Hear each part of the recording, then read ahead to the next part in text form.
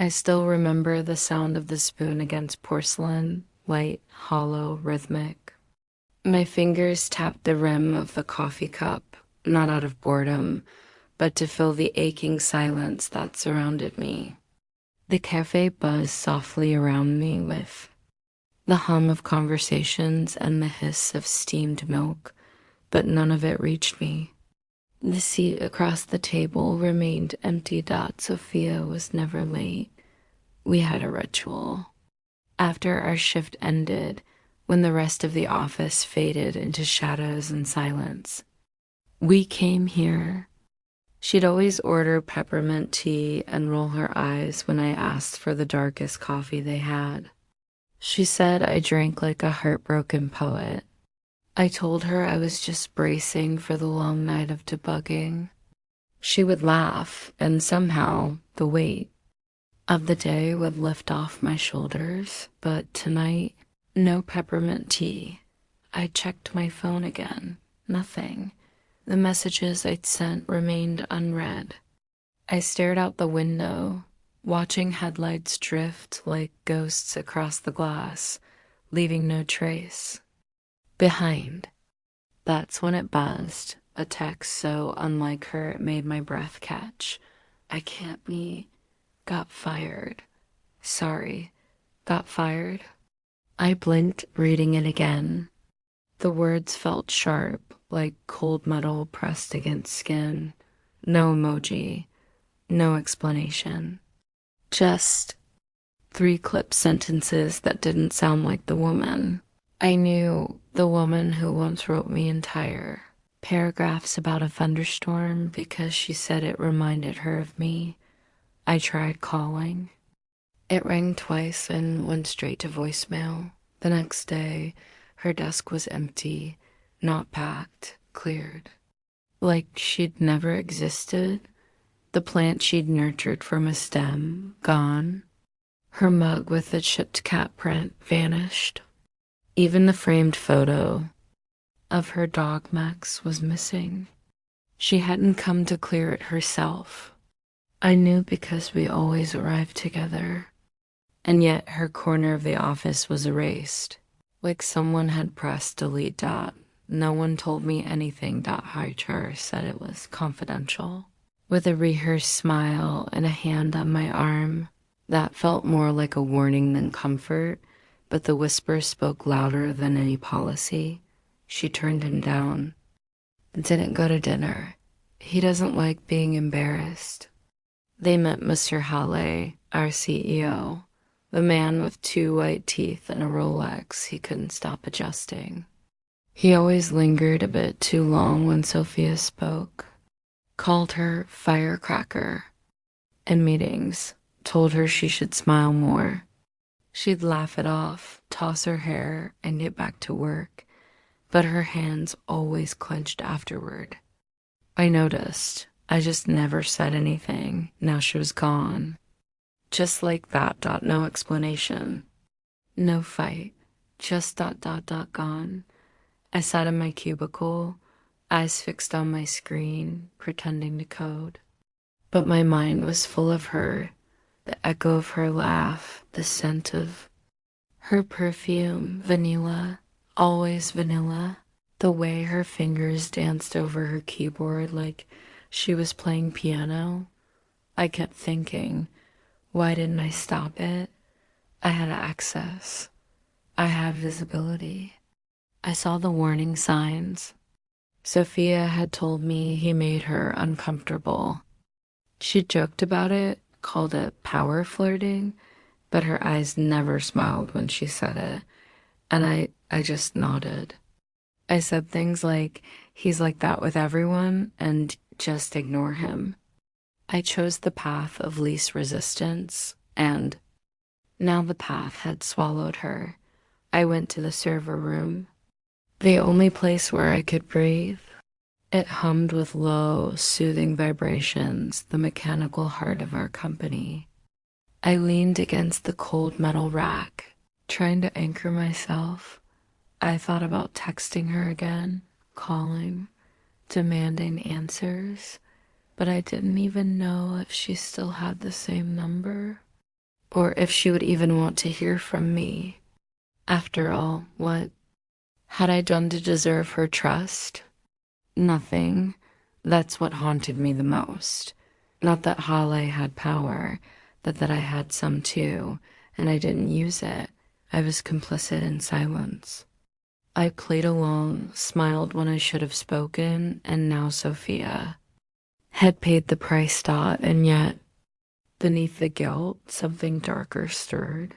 Not rage, not yet, but its first tremor, because if Hale thought this was over, if he thought he could erase her and walk away untouched, he didn't know who built the system he ruled. I did, and I was done staying quiet. Sometimes I think about the way she entered my life, not like a storm, but like warm light creeping under a locked door. Quiet, persistent, impossible to ignore once it was there. Back then, I kept to myself. I was the safe one. Neat desk, quiet mouth. Always met deadlines, never raised my voice. I wore neutral colors. I nodded more than I spoke. I was the kind of woman bosses liked because I didn't ask for much. I stayed in my lane and I didn't interrupt. Then Sophia joined the team. She didn't blend in. She didn't even try. Her hair was always a little messy, like she'd been laughing too hard to finish brushing it. She wore deep plum lipstick when no one else dared. And she questioned everything: code structure, meeting times, dress code. The CEO himself, especially the CEO. The first time I really saw her was in a status meeting when Mr. Hale interrupted her mid-sentence to explain her own code back to her incorrectly. She didn't flinch. She just smiled and said, "I'd love to hear more about how you misunderstood my logic. Please continue." There was a moment of stunned silence. I bit my lip so I wouldn't laugh. That was Sophia, bold, unflinching, unbothered by the delicate balancing act the rest of us performed every day. That she made everything feel easier. Risk felt less risky with her around. We became inseparable. Not instantly, but slowly, like a song that hooks you on the second verse. She started staying late when I did. We shared screens, argued over logic trees, laughed until we cried. Over absurd client emails. Somewhere between bug fixes and pizza boxes, something deeper rooted itself between us. It wasn't just the time we spent together. It was how she looked at me, like she saw past the armor I built so carefully. Like she knew who I was before I did. I remember the first time she wore that perfume, soft vanilla with something spiced beneath it.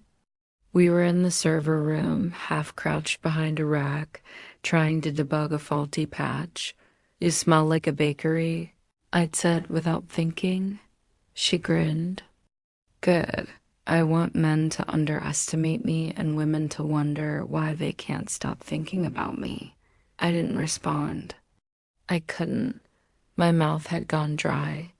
She reached out, brushed a curl behind my ear.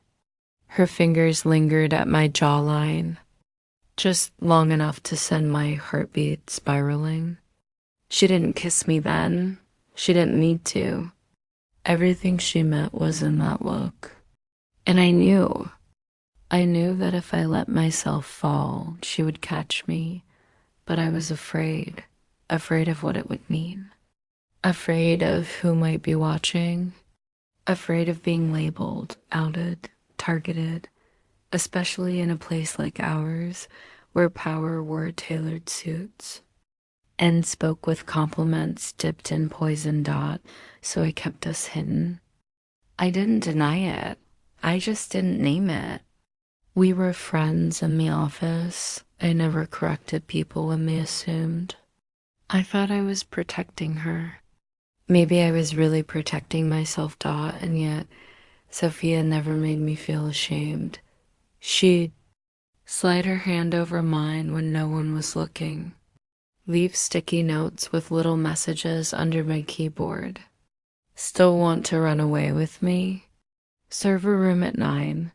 I'll bring backup cables. And kisses. He's a snake. I'm your antidote. She knew about Halle more than she told me, I think. There were times I caught his gaze lingering on her. He'd call her ambitious with a smirk, say things like, it's nice to have, beauty in a sea of back-end logic. Once, after a pitch meeting, I heard him mutter, that mouth of hers is going to need a leash. I should have said something. To HR, to anyone. But I in single quotes T dot instead. I swallowed my disgust and told myself it wasn't my fight. I clung to neutrality like a security blanket. I told myself that keeping quiet meant staying safe, that safety was more important than solidarity. And Sophia? She kept standing tall until she couldn't anymore. I didn't see her break. That's the thing. People talk about breaking points like they're loud, screaming, tears, shattered glass. But some people break quietly. They start smiling less, laughing less. They stop leaving sticky notes. Stop showing up at the cafe. She didn't tell me what Halle said to her that final week, but she hinted, little comments, distant looks. She said she was tired. She said she felt watched. She said she was thinking about quitting, and I told her to hang in there. Like a coward, like a fool. She was trying to survive. And I handed her a poster quote. Now, looking back, I see it all for what it was. Halle didn't just abuse power. He weaponized silence. And I helped him. I helped him when I looked away during meetings, when I didn't forward her complaint to, and when I smiled through the tension, when I failed to use the access I had, access to logs, systems, internal messages to uncover the lies she faced. I thought I was being professional. What I was obedient. Now, the server room feels different. It used to smell like vanilla and soldering dust. Now it smells like guilt. Cold, sterile regret. But underneath that guilt, something else is stirring. A promise. I may have lost her, but I haven't lost myself completely. And what's left of me is done being quiet, because if the system took her down, I'll take it apart from the inside. One root command at a time. I didn't believe it at first. That Sophia had blocked me. It started with a missed call, then another, then messages that hung there, unread, unresponded to. By the third day, her name on my phone stopped lighting up at all, just silence. Then, user not available, like she'd vanished into the ether. I checked her Instagram, gone. LinkedIn, deactivated. Email, returned, undeliverable. It was as if she had been deleted. I stared at the bouncing error in my inbox for what felt like hours. Not because I didn't understand it, but because I did. It was the exact response our system gave when a user profile was purged from the server. No archive. No backup. Just gone. Sophia hadn't just left. She'd scrubbed herself out of my life. It wasn't until the team meeting the following Monday that the pieces began to rearrange into something uglier, heavier. Hyle walked in late, as usual, smiling, smug, dressed like the villain in a courtroom drama. His voice slid across the conference table like oil. Good job on the patch rollback, he said to no one in particular. Pity about Sophia's error, but you all picked up the slack. Error? I froze. That patch had been a joint deployment. Sophia had managed part of the CA checklist, but I'd approved the final push. We both had. There was a glitch, minor, easily fixed, but nowhere near termination worthy. And certainly not sabotage, which is what the rumors started to sound like. By lunch, I heard someone say she'd been accused of unauthorized access, that she tampered with admin logs. I knew that was impossible. Sophia didn't have access to those parts of the system. Only a few of us did, myself included. And hauled out the nausea hit me so hard I had to run to the restroom. I locked myself in a stall and pulled out my phone, logging into the internal archive through our cloud panel, something only senior engineers could do. I typed her employee ID into the audit logs. A flood of entries filled the screen, timestamps, file edits, IP logins, reassignments, but something felt off. I dug deeper. Opened the raw data, compared it with backup snapshots I kept, a habit from years of being blamed for other people's mistakes, and there it was. A string of access logs had been backdated. Another signature, Sophia's, was inserted where mine should have. Then, line after line of fabricated access, altered edits, recompiled patch notes. Sloppy, but just believable enough for someone in HR who didn't know better. She had been set up by him, and I'd helped. Had co-signed the deployment without looking closely. Had nodded along when Halle said, just push it through, we're behind on client deadlines. I trusted the process. The chain of command. The same process that had handed Sophia's career, her life, to a predator in a tailored suit. The tears came fast this time, not the elegant kind. Not movie tears. Ugly ones, gasping, hot, shame-ridden. I couldn't breathe. I stumbled out of the restroom and into the nearest stairwell, curling into the cold cement corner like a wounded animal. My phone slipped from my fingers and clattered to the floor. Don't know how long I stayed there. Long enough that the hallway lights dimmed for energy saving. Long enough that I could feel the ache settle into my spine. That night, on the subway home, I stared at the digital map overhead and tried to count how many stations I'd passed. I'd lost track. Everything blurred. The city felt sharper now. Like it knew I was fractured. Neon lights stung my eyes.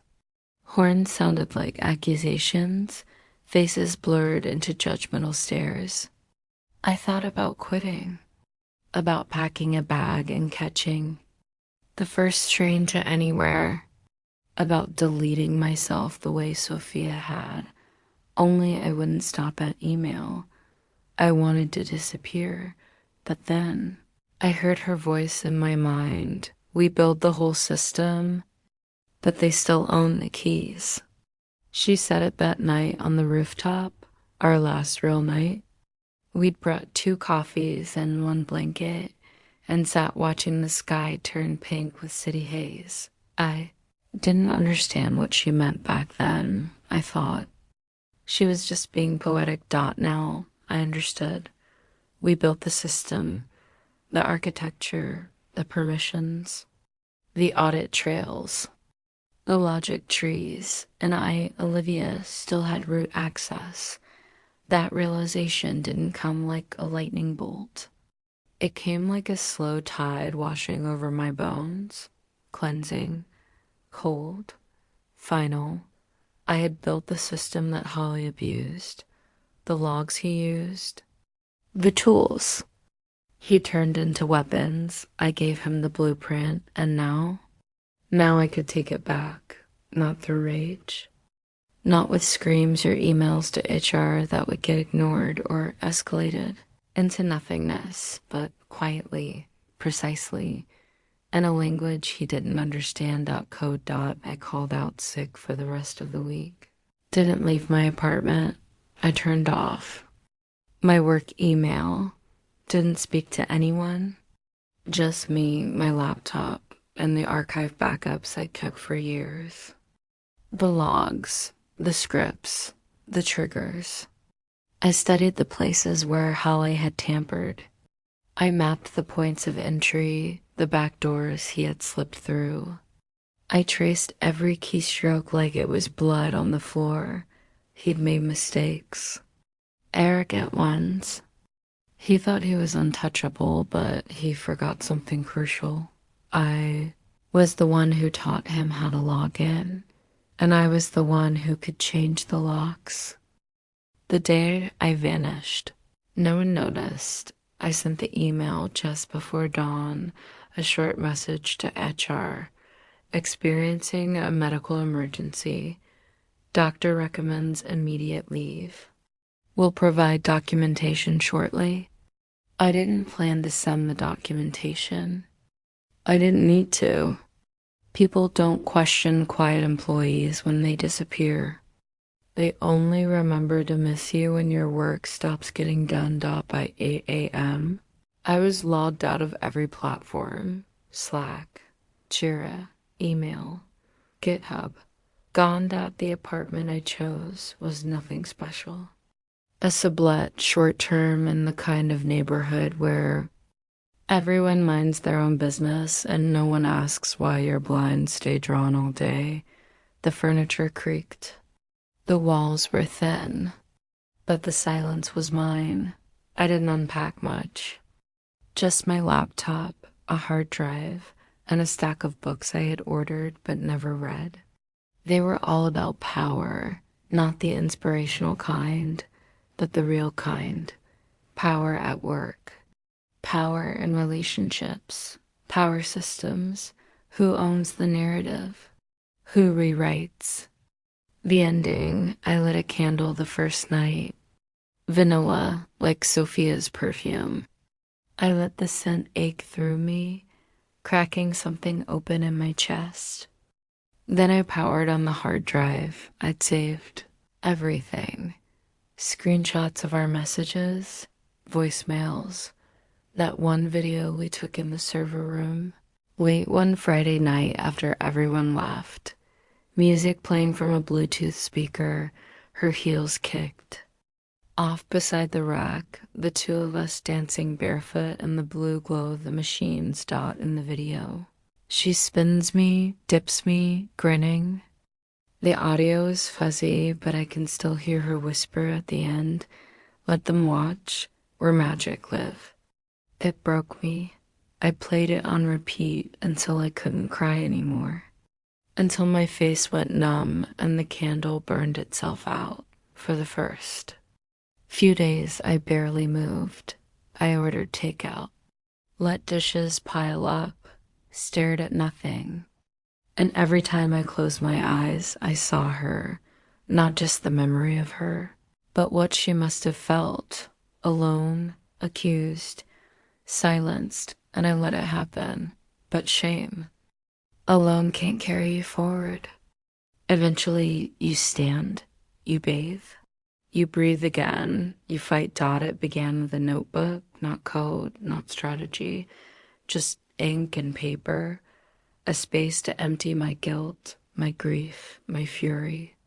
I filled pages with questions about justice, about who gets to decide what's fair, about how systems are built, not just software, but structures. I wrote until my hand cramped, until I realized I wasn't just mourning Sophia, I was mourning me. The version of me that thought loyalty meant silence, that thought staying out of it was the noble choice, that swallowed every compliment from a man like Holly and called it professionalism. I couldn't go back to her, not Sophia. Not. Even if I found her again, some cracks don't seal.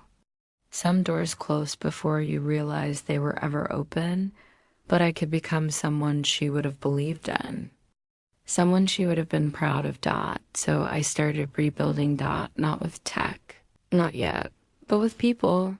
I found a women's co-working space downtown. One of those cozy renovated buildings where every wall is covered in sticky notes and hopeful ideas. I offered to volunteer, said I could help with website glitches, email routing, server cleanups. No one asked where I worked. No one needed a resume. They just handed me a login. In that space, surrounded by women trying to build something of their own. I remembered who I was before the system got to me. Before I learned to code for someone else's profit. Before I learned to hide behind silence. One afternoon, a young woman named Amina asked me to help her recover an accidentally deleted database. I messed everything up. She said, close to tears, "It's all gone." I smiled, the first real smile in weeks. "Nothing is ever truly deleted," I said. "We just have to know where to look." In the evenings, I returned to the system, the real one. I studied our legal terms, the company's policies, the software's audit architecture, what data was traceable, what wasn't. I mapped out the backdoors Holly had used, the ones I now knew how to seal. I learned how to log access without alerting our intrusion monitor, how to segment files, how to copy data without creating digital footprints. I created encrypted folders, kept backups in cloud vaults under false names. Slowly, piece by piece, I built a skeleton of proof. Not just that Sophia was innocent, but that Holly was not. It wasn't revenge I wanted. It was reclamation of truth, of power, of the right to say, you don't get to erase her and walk away untouched. One night I took a walk. The streets were quiet. A spring rain had left puddles glittering beneath the street lamps. I found myself in front of a tech startup I used to interview for. Years ago, their window glowed with the soft light of people building something that mattered. I imagined Sophia inside, laughing with strangers. Far from me, safe, I pulled out my phone, typed a new email. To sophia.ross@gmail.com subject, no subject body. "You were right about everything. You were magic. I'm sorry, I wasn't braver. I'm making it right. I hope you're free. I hope you're happy. Watch the news soon." Oh, I didn't know if it would reach her, but I needed to send it. The message didn't bounce back. By the end of the week, I knew what I had to do. It wasn't enough to prove Holly lied.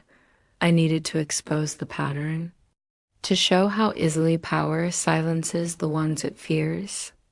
I wasn't just going to blow a whistle. I was going to rewire the alarm system, quietly, strategically. I had the tools. I had the truth. And this time, I wasn't afraid to use them. By the time I stepped back into the office, no one even blinked. "Glad you're feeling better," someone mumbled by the coffee machine. "Welcome back," said the receptionist without looking up. Even Mr. Hawley gave me a brief nod, his eyes already sliding past me like I was furniture. Perfect. Invisibility is a gift if you know how to use it. My desk hadn't changed. Still cold, still pristine, still nestled between two louder engineers who always forgot to mute during meetings. But the terminal still remembered me. My password still worked. And buried beneath the surface level updates, I still had access to the bones of the system. They say root access is the God key, The one that sees everything, controls everything. And now. I was at It began slowly. I rewrote permissions, nothing flashy. Just shifted flags and logs no one audited. Tweaked endpoint responses to cover my tracks. Patched vulnerabilities while quietly creating new ones only I could exploit. When I pushed code, it passed inspection. No one questioned a security compliance update written by Olivia Wren. I'd spent years earning their trust. Now I was cashing it in. I restructured internal audit trails, redirected backups to my private vaults, forked chat histories, scheduled, shadow copies of meeting recordings, even Hale's mentoring meetings, the ones where he muted the team and locked the invite list. Those started ending up in a hidden folder labeled System Notes. I wasn't hacking the company. I was the company. After hours, I stayed late. Not because I had to. Because no one watched the shadows. There was a folder Hall had kept private, encrypted with a laughably outdated protocol. I decrypted it in 12 minutes. Inside, audio snippets, suggestive chat logs, fragments of emails that had clearly been doctored to shift blame onto others.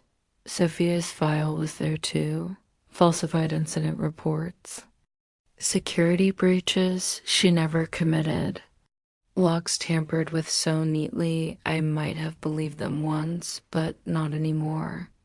Not with what I knew. Not with what I'd seen him do. He'd written her out of the system.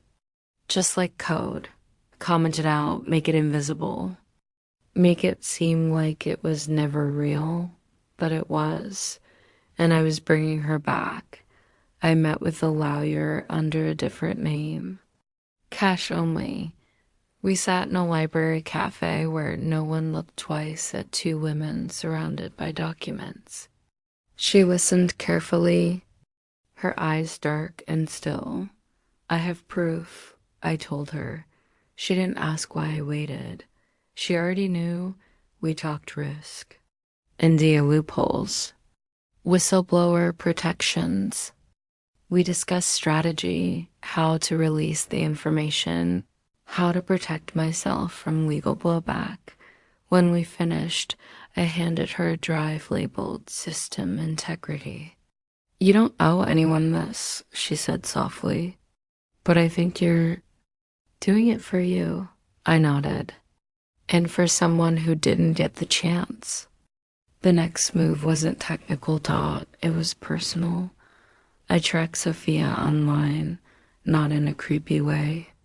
Just IP trails, contribution footprints, profile metadata. She was working at a small consulting firm in Portland now. New name on LinkedIn. Number. Photos, quiet, but she was alive. Moving on. I stared at the email box for an hour before I sent it. No sender name. Just a burner account. Just a few words. Subject, just watch body. He didn't win. You weren't wrong. I'm sorry. Watch the news. Soon. Don't know links. No attachments. Just a signal. A whisper across the wires. The final act was anticlimactic. No drama. No confrontation. I submitted one last routine maintenance patch. Embedded deep inside was a script, not malicious. Just revealing. It would trigger during Hale's next executive report. Instead of showing the usual sanitized dashboard, it would cross-reference my curated archive of recordings, logs, and email threads, and broadcast them on every screen in the office, including the boardroom. The legal team would see it. Arch would see it, the board. The investors.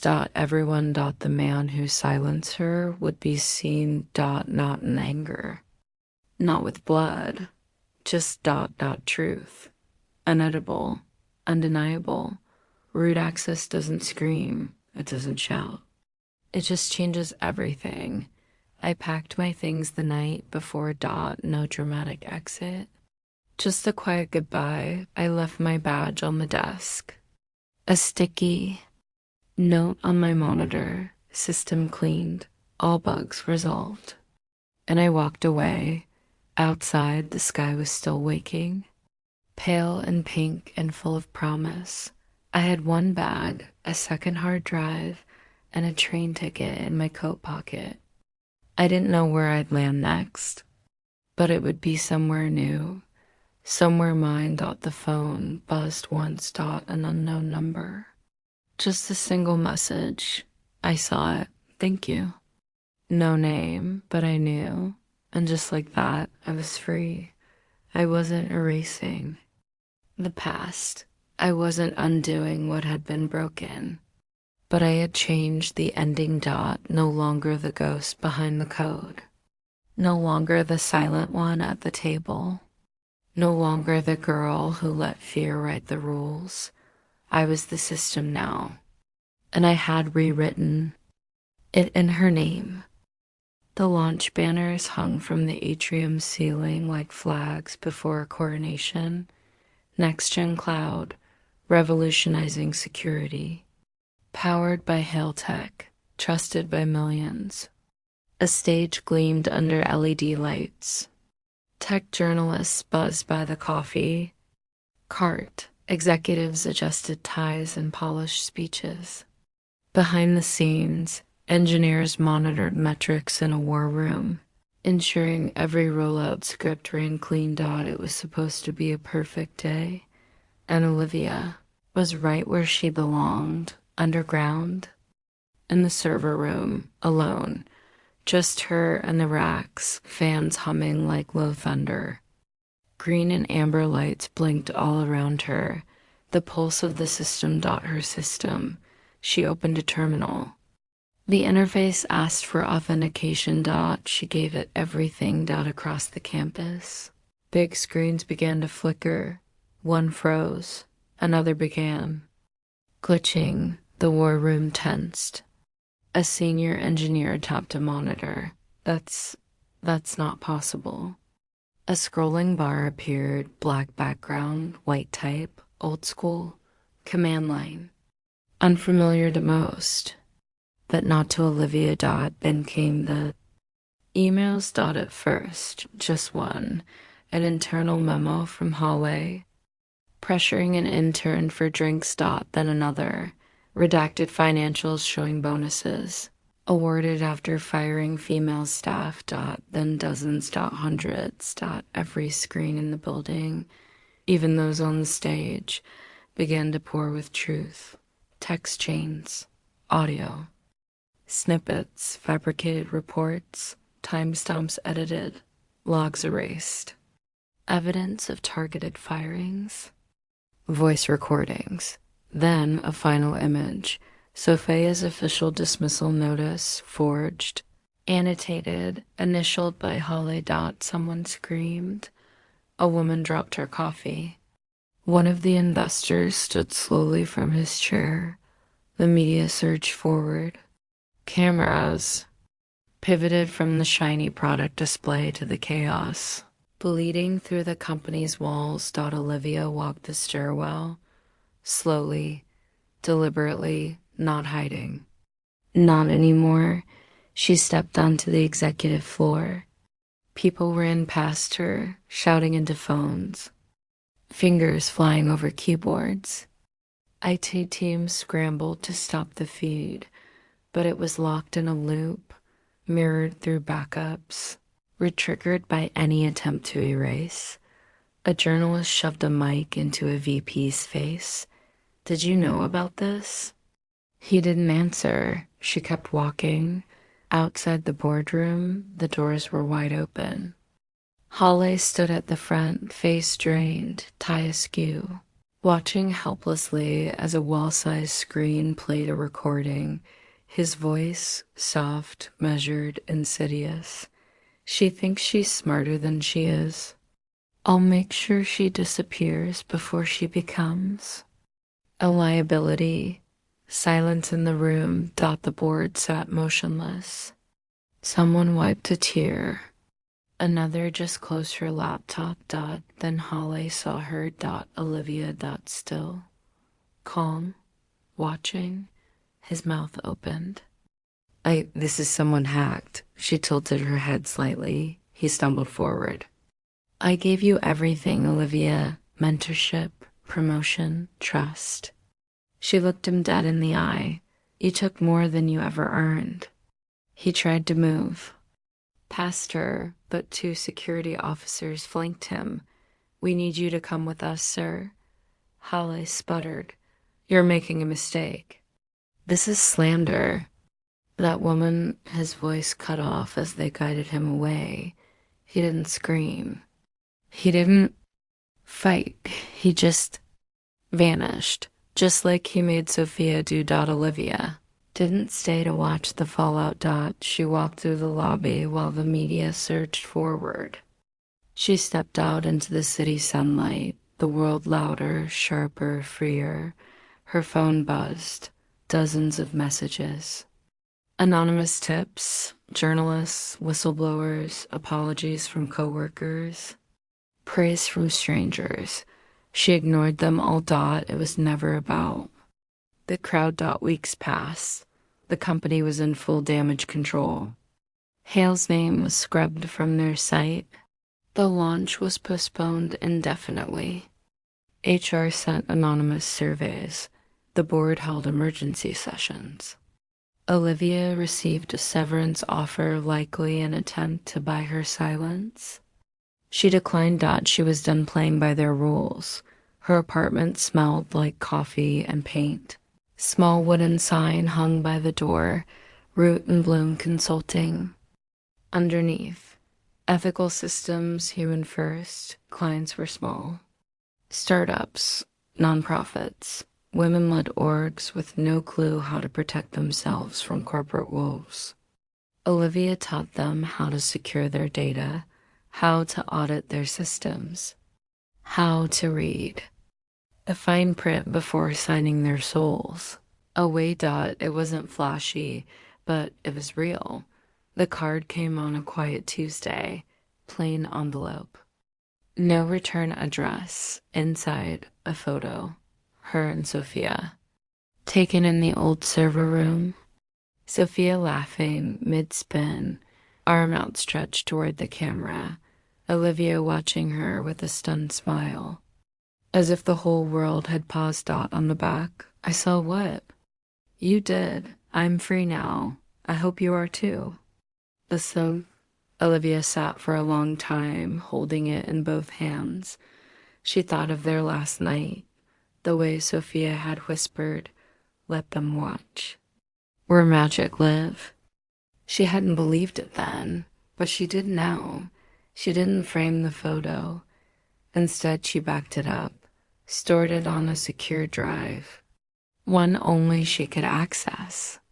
Then placed the physical copy in a fireproof box along with her first lines of code, her old security badge, and the sticky note from that last day.